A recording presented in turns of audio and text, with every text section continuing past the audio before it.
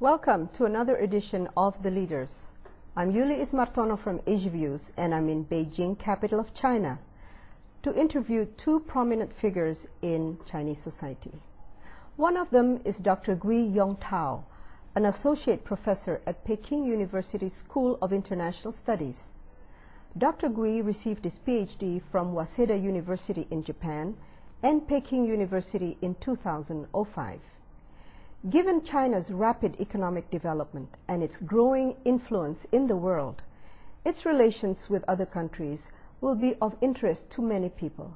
So let us speak with Dr. Gui at the Center for International and Strategic Studies in Peking University, where Dr. Gui teaches comparative politics and Sino-Japanese relations.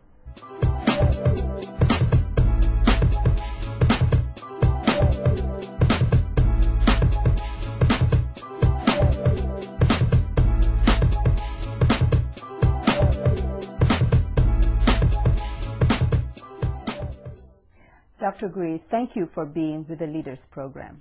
Nice to meet you. I would like to start with a question about one of your major research topics when you were doing your doctorate, and that is Asian nationalism.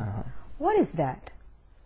Well, actually the academics still do not have a consensus on the definition of this so-called Asian nationalism. But when I was doing my PhD research, it was during those years when Chinese nationalism and Japanese nationalism had a very serious clash over issues like the history issue. So I found that even though that we have had 60 years passed since the Second World War, and the two countries has become independent nations for a long time, but still in people's hearts there are still strong nationalist feelings. And these feelings sometimes may not be that much healthy, if we can use the word, and may affect relations between nations in a very much negative way. And also we have nationalist problems among China, Korea, and Japan. And well, also in some cases, because of the overseas Chinese exists a presence in Southeast Asia, sometimes issues relating to nationalism may also occur, which may negatively affect the stability of the region. So I might think, so in consideration of the current international affairs in Asia, I think it is still relevant and important to discuss about the issue of nationalism. The nationalism of an individual country.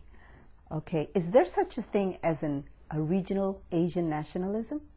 There might be some common themes among, say, nationalism in different countries in Asia. For example, many nations may share a history of anti-colonial movement, and I think this is one of the major characteristics in Chinese, Korean, and many Southeast Asian countries' nationalism, which might be very much different from those, say, traditional nationalisms in Europe or in North America.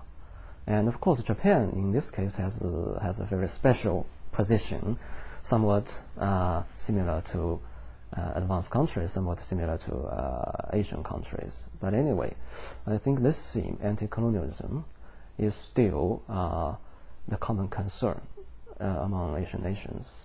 And especially when we look at the current international order, although I think basically most Asian countries are, say, active in participating, in integrating themselves into this international order. But since they have this common experience of colony, so this still has a very, say, concern on the moral aspect, on the legal aspect of the current international order. Sometimes they may feel it is not fair. Sometimes they may feel justice has not been fully served. So this, I think, might be the common theme in Asian nationalism, if we can use this word. What do you think about this Asian identity? Perhaps that's more the question that I want to ask you, especially with regards to ASEAN. They are very, very keen on developing a kind of ASEAN identity. Well, I think personally, according to my personal experience, I really have sensed an identity among Southeast Asian countries on various international occasions. And actually recently a new development is that China is enthusiastically promoting its relations with Southeast Asian countries. And I think that China may not that much keen like Southeast countries themselves, because they have different cultural backgrounds and different historical background.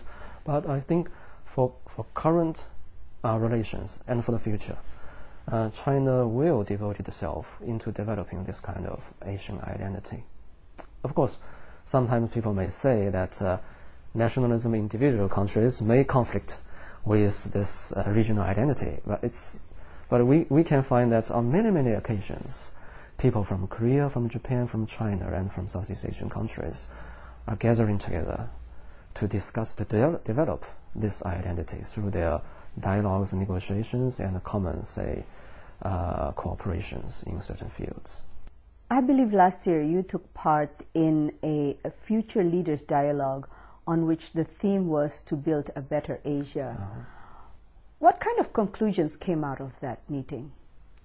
Well, actually, that's a very preliminary step in our efforts in terms of building a better Asia. That's the theme of our workshop. So my impression is that we really do need to understand the feelings, the emotions, initiatives of other countries. Because although China or Japan or Korea has developed very good relations with Southeast Asia in recent decades, we still find that we do not understand the situation for example, in the Chinese case, the situation in Southeast Asia that much. And actually I myself learned a lot through this interaction with people from Southeast Asian countries, from Thailand, from Cambodia, Myanmar, and Indonesia and Malaysia. And South Asia, India, Pakistan? India, yes. Even Sri Lanka. We have these people. But so sometimes we only watch news and know that what is happening in these countries without any personal experience. But through dialogues and person-to-person relationship with people from this country, we began to sort of understand the real concern of the people in these countries, what the Vietnamese are thinking about, for example, their relations with the United States. It might be very different from the conventional wisdom about this delicate relationship. And sometimes we may even have the chance to know some people active in the internal, conflicts in in Sri Lanka, India. And we found that there is many people in these countries that are, dedicating themselves to the peace process. But what we see on the TV or newspapers is always these bloodshed and these violence. But we found that we really have a lot of people that make the peace and development as their life work. How interesting. And the participants were identified as future prospective leaders, right? Yeah. Asian leadership. Asian leaders. Yeah. Oh, good.